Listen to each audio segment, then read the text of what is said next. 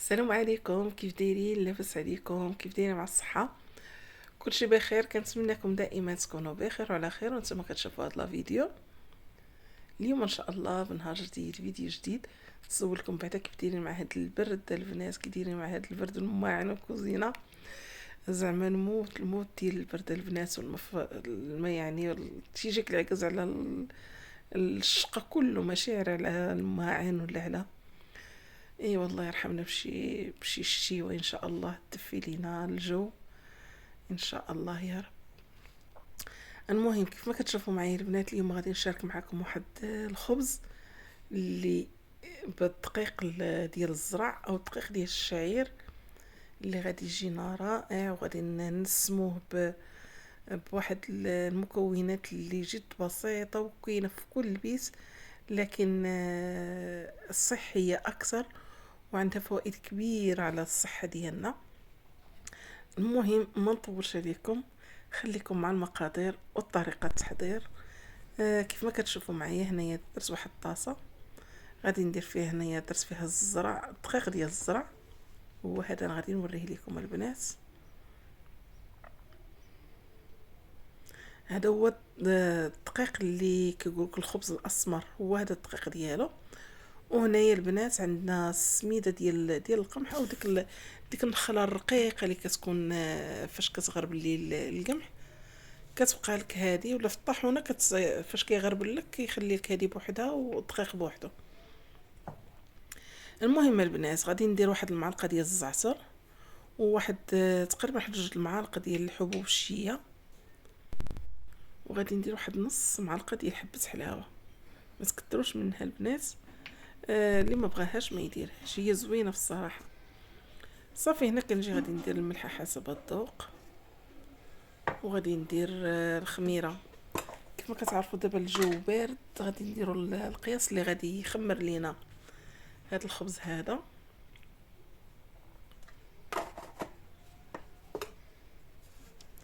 صافي وكنديروا المدافع كنعجنوها عجينه عاديه البنات.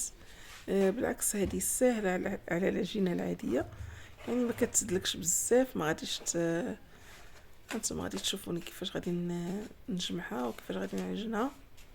ممكن نخلطوا هاد النواشف هما الاولين كاملين بوحدهم. سمحوا لي البنات على حلقي، راه ضاربني البرد. صافي وكنجيبوا الماء يكون دافي، يعني بحال غادي نعجنوا عجينه عاديه ديال الخبز. غادي نحاول مع هاد العجينه حتى كنجمعها على هاد الشكل هذا، وكنقرشها شويه بشويه حتى كتطلق ليا، ما نخليهاش قاصحه وما نطلقهاش بزاف. هانتوما الا كتشوفوا معايا راها ساهله، كنرشي شويه بشويه، كنحاول ندخل هذاك الماء اللي كنرشو. وعلى فكره البنات، الا بغيتو تزيدوا اي حاجه في هذا الخبز هذا، بغيتو تزيدوا سميتو زريعه كتان، بغيتو تزيدوا السانوش، انا هادو تسالاو ليا عاد غادي ناخذهم ان شاء الله ونقيهم ونديرهم. صافي البنات كيف ما كتشوفوا معايا، من بعد ما صافي راه حبست عليها، هنا درت ليها الزيتون كحل حيت منه العظم. هاد الزيتون راني مرقده في الازير والزعتر والثومه ووصيه سيدنا موسى. صافي كندير هاد الزيتون في العجينه، وكنحاول ندخلو مزيان، وعاد باش كنرش واحد الرشيشه من الفوق بزيت الزيتون. صافي غادي نخليها على جانب حتى كتخمر ويضاعف الحجم ديالها، ونرجع معكم ان شاء الله.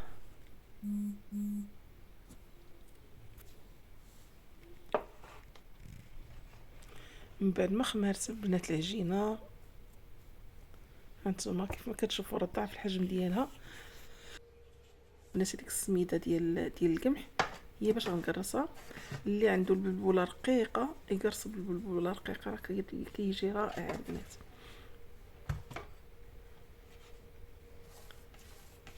صافي كيف ما كتشوفوا غادي نحاول ندخل هذاك الزيتون وهذاك الزيت.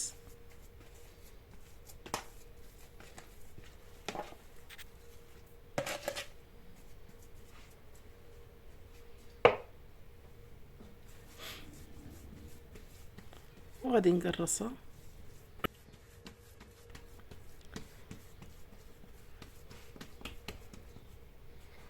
على هاد الشكل هذا. ماشي غادي نقرصها بزاف، ولكن غنحاولها نرققها باش نصيب فين الروليها.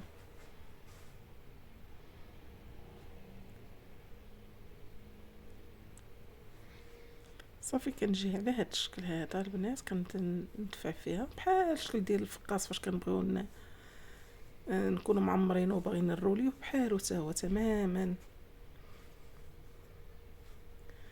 كنجيب واحد المول كندير له البابي كويسون. صافي البنات كنحاول نجمع هاد الخبز عندي، كنجمعو كنهزو على هاد الشكل هذا. صافي كنحاول نقرص. المهم البنات انا درت هاد المول كبير شويه، تقريبا فيه 50 سنتيم في الطول. الا عندكم غير داك الصغير ديال 30 سنتيم ديرو، هذاك كتجي حتى الخبز ديالو كيجي طالع بزاف، ما كيجيناش هابط بحال هذا. صافي البنات كيف ما كتشوفوا معايا غادي نغطيه ونخليه حتى كيخمر، ومن بعد ما غيخمر غادي ندخلوه الفران. من بعد ما يطيب غادي نتلاقى معكم. كيف ما كتشوفوا من بعد ما طاب لي الخبز ها هو راه باقي سخون. مخاصنيش نقيسو في الصراحه دابا حتى كيبرد، يعني يبات ليله كامله عاد نقطعو، ولكن غادي نقطع معكم دابا باش ان شاء الله غدا نحط لكم فيديو.